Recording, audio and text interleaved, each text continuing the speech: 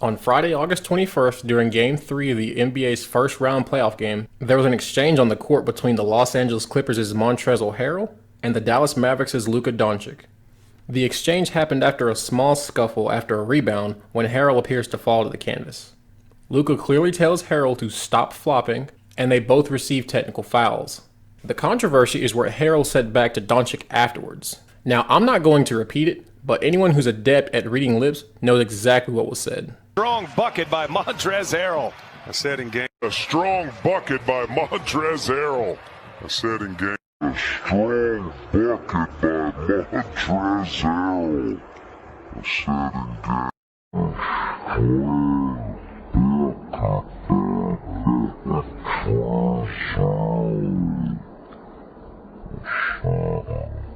Now, afterwards, at the beginning of the next game, a handshake and a hug was given, and it appeared that the beef was officially squashed. Harrell was met with mostly praise for apologizing, and I give him his props for doing so. That was the mature thing to do. However, it does not change the fact that this was a racist comment and you should be held accountable. Even ESPN's Shannon Sharpe weighed in on the subject. Now, while I disagree with Shannon's definition of racism, everything else he said was spot on. And I was thrilled to see someone like-minded who recognizes the double standard that the league allows. With all the racial tension going on in the media today, Harrell should have known better than to let something like that leave his lips. And it's things like this that make me believe that anti-white racism is becoming more and more accepted today. I can't say it enough, and I will continue to say it loudly. Racism is racism, no matter which direction it travels. You still aren't convinced? Just imagine, if you will, if Doncic had said something like that to Harrell during the game. Called him a B.A. black boy. There would be national outrage.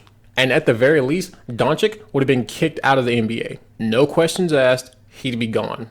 And in my opinion, not only did Harrell hurt his credibility with this stunt, he hurt the credibility of the movement that the NBA claims to support. Everyone is wearing BLM t-shirts during their warm-ups, and it's even painted courtside. The most influential and vocal figure for BLM in the NBA is LeBron James. Yet I bet we won't hear anything from him regarding this comment. The movement claims to be fighting against racism and police brutality, and here's their chance to address one of them. Condemn this comment then. Already know they won't. Harrell wasn't fined, he wasn't suspended, and was allowed to apologize and go on as if nothing happened. And this probably wasn't seen as racist because Harrell was just punching up against the majority in this country. Even though Doncic was born in Slovenia and had nothing to do with what's going on in this country, he's even seen wearing his jersey with the word "Enaka pravnost," the Slovenian word for equality. Yet this incident spits in Doncic's face and weakens BLM's credibility.